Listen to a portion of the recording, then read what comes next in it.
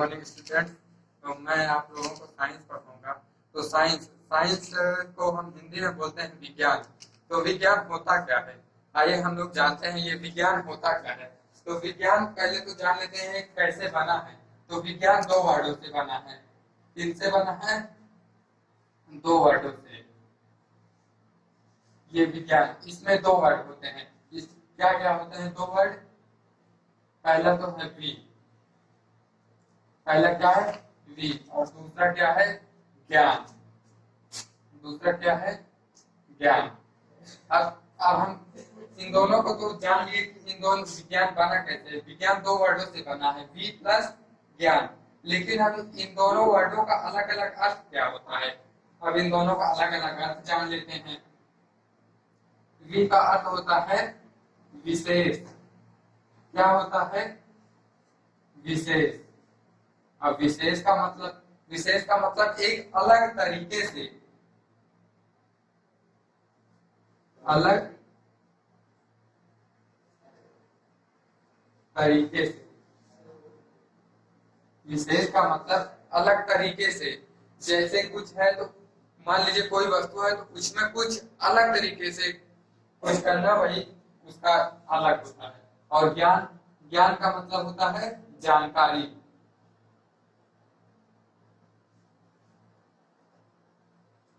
जानकारी।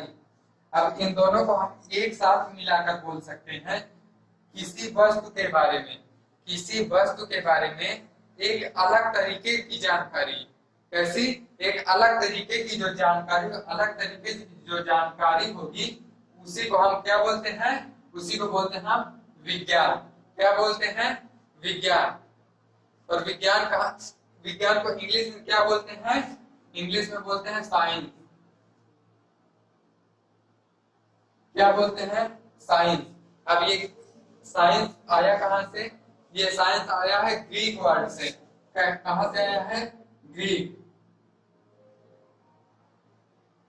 ये साइंस जो है वो ग्रीक वर्ड है। अब ग्रीक वर्ड से बना है। और ग्रीक वर्ड किससे बना है? सिंटिया से। किससे? सिंटिया से। ये जो साइंस बना है ये ग्रीक वर्ड से बना है और ग्रीक वर्ड के सिंटिया से बना है। अब ये साइंस के हम अब देखते हैं इसके भाग क्या कौन कौन से होते हैं। इसके जो भाग होते हैं अब हम उनके बारे में जान लेते हैं। वैसे तो विज्ञान के मुख्य तीन भाग होते हैं। कौन कितने भाग होते हैं? तीन भाग होते हैं। कितने होते हैं? तीन भाग। पहला क्या होता है? पहला होता है रसायन विज्ञान। क्या होता है? रसायन विज्ञान। दूसरा क्या होता है? जीव विज्ञान। क्या होता है? जीव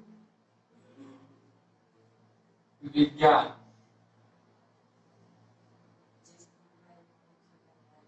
और तीसरा क्या होता है?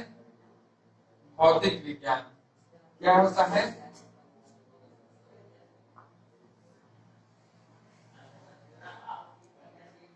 भौतिक विज्ञान। कौन कौन से भाग होते हैं? तीन भाग होते हैं, जिसमें से पहला होता है रसायन विज्ञान, दूसरा क्या होता है? जीव विज्ञान, और तीसरा क्या होता है? भौतिक विज्ञान। इतना समझ में आया? ना समझ में आओ तो आगे आप कमेंट करके पूछ सकते हैं। तो अब ये रसायन के, इस रसायन से हमें क्या समझ में आ रहा है? रसायन से हमें क्या समझ में आ रहा है? इस रसायन से हमें ये पता चल रहा है कि इसमें कुछ रासायनिक पदार्थ होंगे, कुछ ही रासायनिक मटेरियल के बारे में होगा। इसके बारे में, रासायनिक मटेरियल के बारे में। और इसमें इसमें क्या समझ में आ रहा है हमें? इस जीव से हमें ये पता चल रहा है कि ऐसे किसी हमें लिविंग थिंग्स जो खुद से चल फिर सकती है, गति कर सकती है, वृद्धि कर सकती है, इन चीजों के बारे में वर्णन किया गया होगा। और ये भौतिक, भौतिक का मतलब जो प्राकृतिक रूप से, जो ना तो चल फिर तो नहीं सकती, लेकिन इसमें कुछ अलग तरीके से परिवर्तन होते होंगे, गतियां होती होंगी जिन्हें हम देख भी सकते हैं और कुछ आंतरिक रूप से भी होती होंगी। अब आते हैं तो हम आप प्रारंभ करते हैं, स्टार्ट करते हैं रसायन विज्ञान। क्या स्टार्ट करेंगे? रसायन विज्ञान।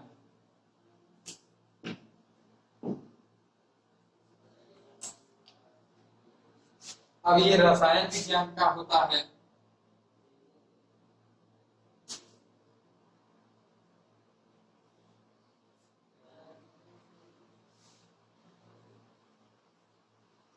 ये रसायन विज्ञान होता क्या है?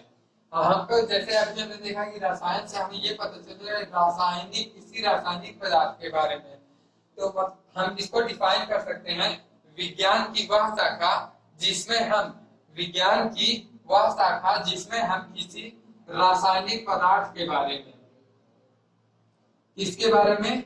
रासायनिक पदार्थ के बारे में,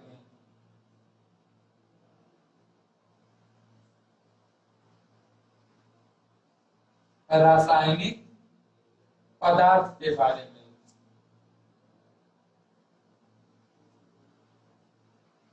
रासायनिक पदार्थ के बारे में हम वर्णन करते हैं या पढ़ते हैं या जानकारी लेते हैं तो उसे क्या बोलते हैं?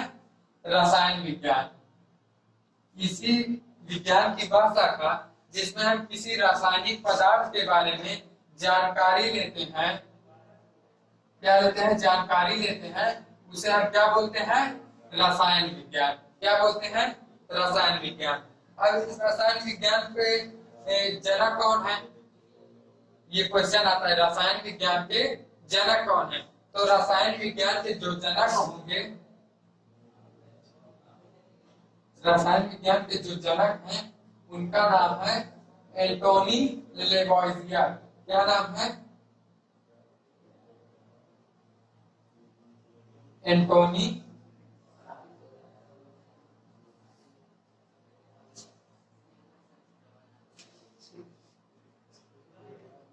क्या नाम है? एंटोनी लेवोइजियर। क्या नाम है? एंटोनी लेवोइजियर। एंटोनी लेवोइजियर जो है रसायन विज्ञान के जनक हैं। इतनी चीजें तो ये कॉमन हो गई, लेकिन अब हम अपना चैप्टर स्टार्ट करते हैं। इतनी चीजें सभी के लिए जरूरी होती हैं। अब हम अपना चैप्टर स्टार्ट करते हैं।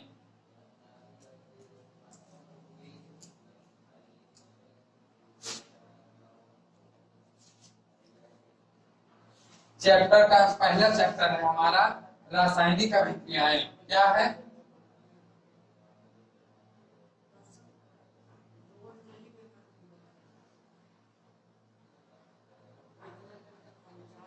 रासायनिक अभिक्रियाएं।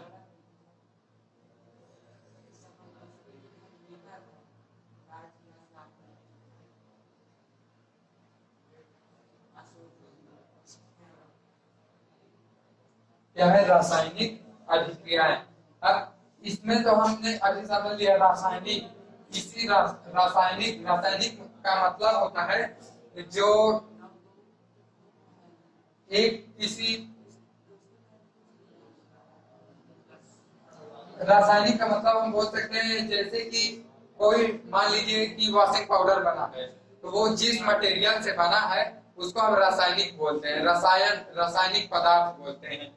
और अभिक्रियाएं, अभिक्रियाएं मतलब होता है जब दो अलग अलग प्रकार के रासायनिक पदार्थ एक दूसरे से आपस में, जब आपस में इनको इकट्ठा किया जाता है तो कुछ पदार्थ होते हैं जो आपस में क्रिया करते हैं। क्रिया करते हैं मतलब कि उनके जो क्रिया करते हैं मतलब कि कुछ मान लीजिए जैसे कोई ये पदार्थ है और ये कोई दूसरा पदार्थ है, जब इनको आपस में एक साथ जोड़ा जाता है तो इनके जो परमाणु होते हैं वो आपस में एक दूसरे से टूटकर या एक दूसरे में जुड़कर या किसी भी तरीके से वो एक रूप से दूसरे रूप में परिवर्तित हो जाते हैं। तो इस क्रिया को जो हम बोलते हैं क्या बोलते हैं? अभिक्रिया बोलते हैं। इस क्रिया क्या बोलते हैं? अभिक्रिया बोलते हैं। क्या बोलते हैं? अभिक्रिया। अब हम रासायनिक अभिक्रिया इसको हम डिफाइन कर सकते हैं कि जब किसी पदार्थ के गुण, बनावट और संरचना में, किसमें? गुण में, उसके बाद बनावट,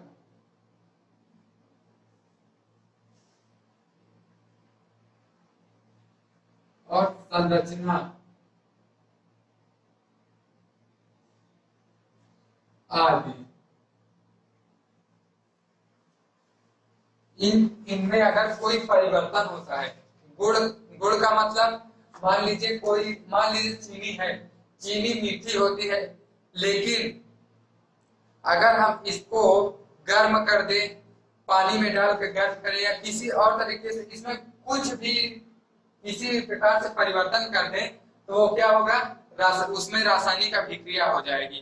क्या हो जाएगा, रासायनिक अभिक्रिया हो जाएगा। मान लीजिए चीनी का घोल है, उसमें हम नमक डाल देते हैं, इन दोनों को अगर हम मिक्स कर देंगे तो इसमें कुछ ना कुछ क्रिया हो जाएगी।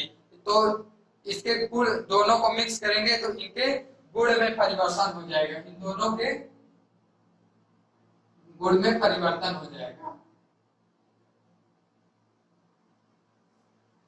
हम चीनी और नमक को मान लीजिए अगर इकट्ठा पानी के घोल में मिला देते हैं तो इसका चीनी का गुण क्या होता है, चीनी तो मीठी होती है, और नमक कैसा होता है, नमक एक नमकीन टाइप का होता है। जब हम इन दोनों को मिक्स करेंगे तो इसमें मीठा का भी गुण आ जाएगा, इसका गुण आ जाएगा, मीठा का गुण और नमकीन का गुण,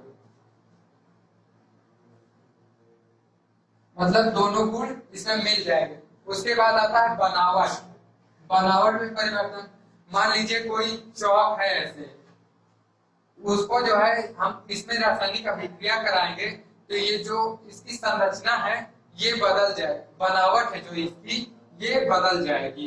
ये मान लीजिए हम ये इसको किसी चीज से हम अभिक्रिया कराएंगे तो ये या तो दूसरे फॉर्म में अभिक्रिया करके बदल जाएगी।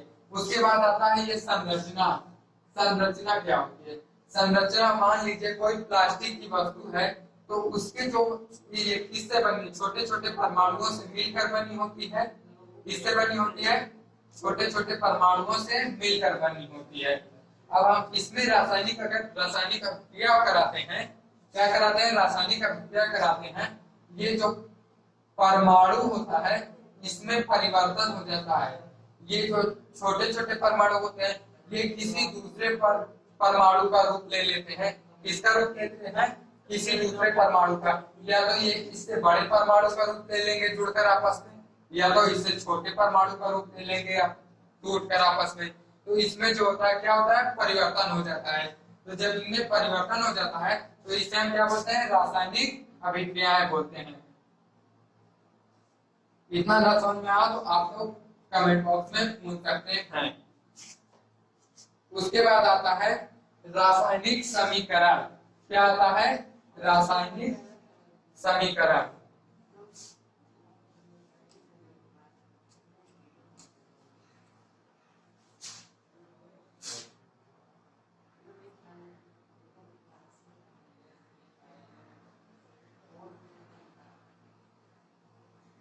क्या है रासायनिक समीकरण। अब ये समीकरण होता क्या है, समीकरण होता क्या, इसे अब हम समझते हैं। तो जैसे अभी हमने बताया, मान लीजिए कोई पदार्थ है, उसको जब हम अभिक्रिया कराते हैं तो यह कोई नया उत्पाद बन जाता है रासायनिक अभिक्रिया कराने पर। तो जैसे हम जल है, इसको हम किसी चीज से क्रिया कराते हैं तो ये जो जल बना है ये किसी चीज के क्रिया करने से बना होगा। अब किसके क्रिया से बना है ये जल बना है हाइड्रोजन की अभिक्रिया से, इससे हाइड्रोजन और ऑक्सीजन। अब ये इसमें जल के बनने में इसके हाइड्रोजन और ऑक्सीजन जो है इसका कुछ अनुपात होगा। तो इसमें हाइड्रोजन के 2 अनुपात होता है, इसका होता है 2:1 का अनुपात इसमें होता है। तो हम इसको जान लेते हैं कि ये जो जल बना है वो हाइड्रोजन और ऑक्सीजन से बना है। तो अब हम इसको लिख लेते हैं, इसको लिखने का जो तरीका होगा उसी को बोलते हैं समीकरण। तो इसको हम कैसे लिखते हैं, इसको लिखने का एक सही तरीका होता है।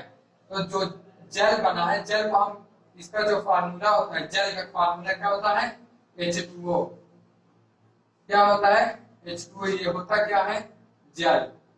तो ये जो बना है ये किससे बना है, ये जो बना है ये बना किससे है, ऑक्सीजन और हाइड्रोजन से। किससे बना है, ऑक्सीजन और हाइड्रोजन से।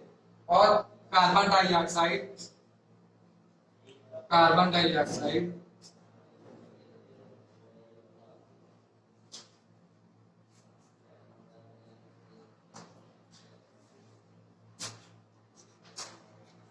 कार्बन डाइऑक्साइड अब ये एक प्रकार की गैस है, ये भी किसी न किसी तत्वों से मिलकर बनी होगी, किसी ये भी किसी न किसी तत्व से मिलकर बनी होगी। तो इसमें कितने रहेंगे, कार्बन, इसमें एक आता है कार्बन और दूसरा आता है ऑक्साइड।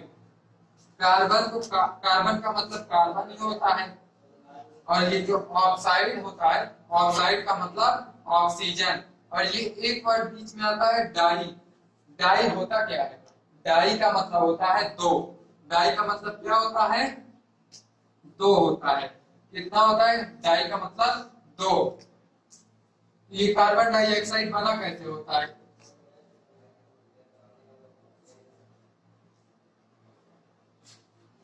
कार्बन डाइऑक्साइड कैसे बनाता है, इसका फार्मूला क्या होता है CO2। अब ये बना होता है कार्बन और ऑक्सीजन से। किससे, को कार्बन और, हाँ कार्बन और ऑक्सीजन से। किससे बना होता है, कार्बन और ऑक्सीजन से। तो इसमें जो इसको लिखने का सही तरीका होता है वो होता है कार्बन, अब उसके बाद डाई, डाई ऑक्साइड है तो प्लस ऑक्सीजन के दो अणु, ये हो गया कार्बन, कार्बन डाइऑक्साइड। इतना अगर न समझ में आया हो तो आप लोग कमेंट बॉक्स में पूछ सकते हैं। उसके बाद आगे अगला एग्जांपल देते हैं नमक का। नमक किससे बना होता है, नमक, ये नमक किससे बना होता है, नमक बना होता है तो नमक का सूत्र होता है, पहले इसका सूत्र जान लेते हैं, NaCl। क्या होता है, NaCl। और NaCl ये जो होते हैं, ये तत्व होते हैं, ये पीरियोडिक टेबल में आप लोगों के पास होगा, उससे पढ़ लीजिएगा। NaCl, Na का मतलब ये होता है, Na जो होता है वो सोडियम होता है, और Cl क्या होता है, क्लोराइड, क्लोरीन। इसको हम एक साथ पढ़ेंगे तो बोलेंगे सोडियम क्लोराइड। क्या बोलेंगे, सोडियम क्लोराइड। अब ये नमक ये बना कैसे होता है, तो ये होता है सोडियम Na प्लस Cl। क्या होता है, Na प्लस Cl, और मिलकर क्या बनेगा, NaCl।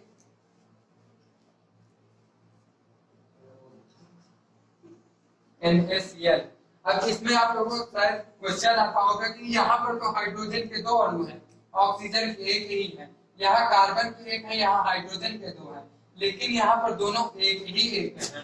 तो इसमें इसके जो परमाणु होते हैं उसमें जो इलेक्ट्रॉन होते हैं वो इलेक्ट्रॉन पर निर्भर करता है। तो हाइड्रोजन जो होता है, हाइड्रोजन के परमाणु क्रमांक कितना होता है, हाइड्रोजन का परमाणु क्रमांक 1 होता है। कितना होता है, 1 होता है। और हाइड्रोजन के जो किसी तत्व का जो इलेक्ट्रॉन होता है, इलेक्ट्रॉन की जो संख्या होगी, इलेक्ट्रॉन की जो संख्या होती है वो जो होती है परमाणु क्रमांक के बराबर होती है। किसके बराबर होती है,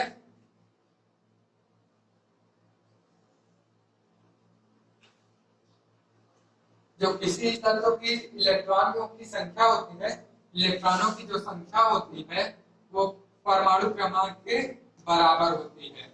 जिसकी वजह से इसमें हाइड्रोजन की एक अणु है, इसका परमाणु क्रमांक 1 है, इसका परमाणु क्रमांक कितना है, 1 है, तो इसका इलेक्ट्रॉनों की संख्या कितनी होगी, 1 हो जाएगी। उसके बाद ये ऑक्सीजन, ऑक्सीजन का कितना होता है, ऑक्सीजन का परमाणु क्रमांक 8 होता है, तो इसके इसमें कितना हो जाएगा, 8। इतना समझ में आया।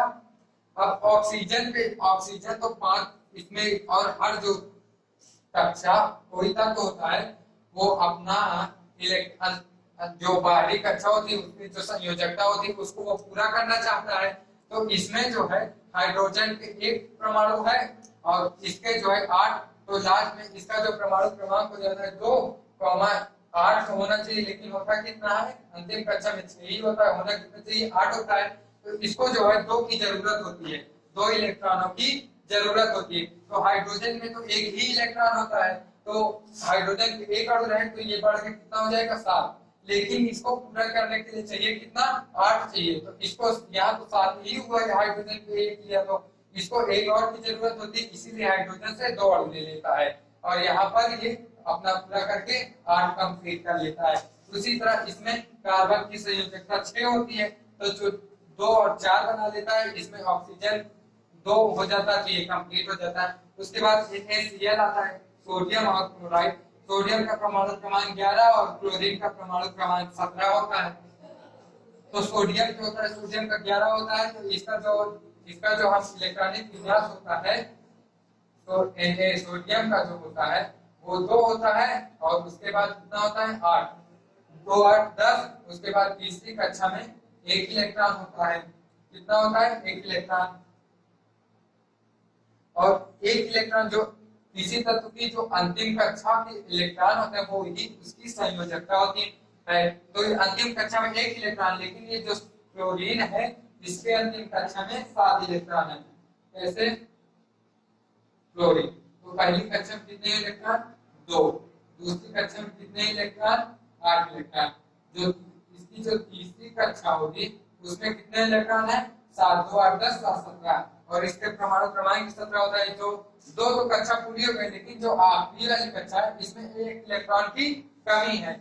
अब कोई अमीर आदमी गरीब आदमी को अपना पूरा पैसा तो दे नहीं देगा, तो गरीब आदमी से वो पैसे ले सकता है, कम पैसे लेगा। कोई किसी से कर्ज लेता है तो कम लेगा, ज्यादा थोड़ी ना लेगा।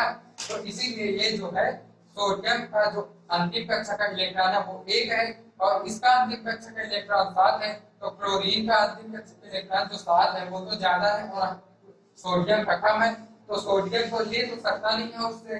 तो ये क्या काम करता है, अपना 1 इलेक्ट्रॉन इसको दे देता है, तो ये पूरा हो जाता है। ये 8 जो है पूरा हो जाता है। इसीलिए ये इस पर एक प्लस चार्ज हो गया, ये माइनस, और ये जो दोनों जो है प्लस माइनस रिएक्शन कर लेते हैं और NaCl दोनों का 1 इलेक्ट्रॉन हो जाता है।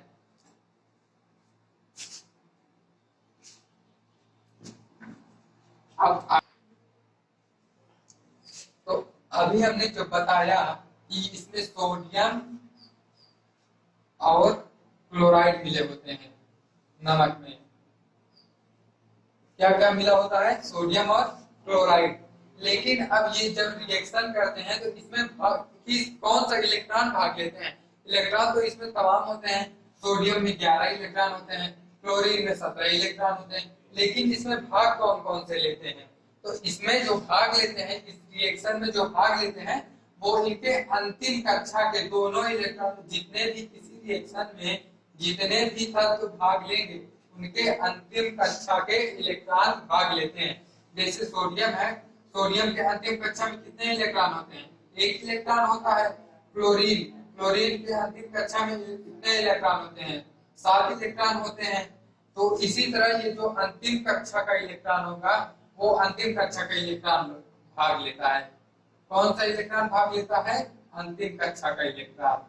तो सोडियम के पहली कक्षा में कितने इलेक्ट्रॉन 2 इलेक्ट्रॉन, दूसरी कक्षा में कितने इलेक्ट्रॉन 2 8 10 इलेक्ट्रॉन, ये पूरा हो गया। उसके बाद जो तीसरी कक्षा होती है उसमें 1 इलेक्ट्रॉन होते हैं, कितने इलेक्ट्रॉन 1 इलेक्ट्रॉन। तो तीसरी कक्षा कौन सी है ये वाली, पहली कक्षा को P, दूसरी कक्षा को L, तीसरी कक्षा को M बोलते हैं।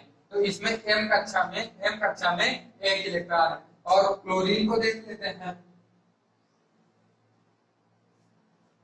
क्लोरीन के पहली कक्षा में 2 इलेक्ट्रॉन, दूसरी कक्षा में 8 इलेक्ट्रॉन और तीसरी कक्षा में 7 इलेक्ट्रॉन है। तो इसमें 1 इलेक्ट्रॉन है, इसमें 7 इलेक्ट्रॉन। अभी हमने इसमें बताया कि ये एक 8, इसको 8 पूरा करने के लिए एक अपना दे देता है। इसमें भाग कौन लिया अंतिम कक्षा का इलेक्ट्रॉन, क्योंकि ये कंप्लीट नहीं है। ये 2 तो पहली कक्षा में 2 इलेक्ट्रॉन होने चाहिए, 2 पूरे हैं। दूसरी कक्षा में 8 होने चाहिए, 8 पूरे हैं।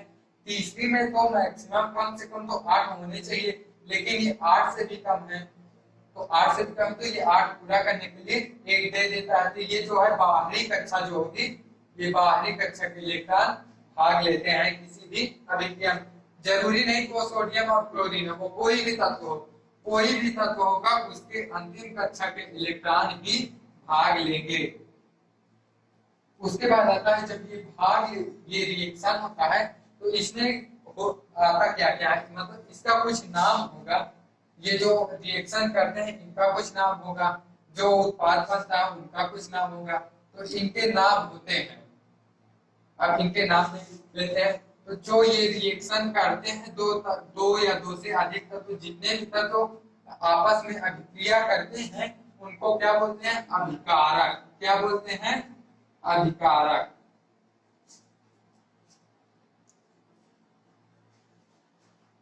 अभिकारक क्या बोलते हैं, अभिकारक।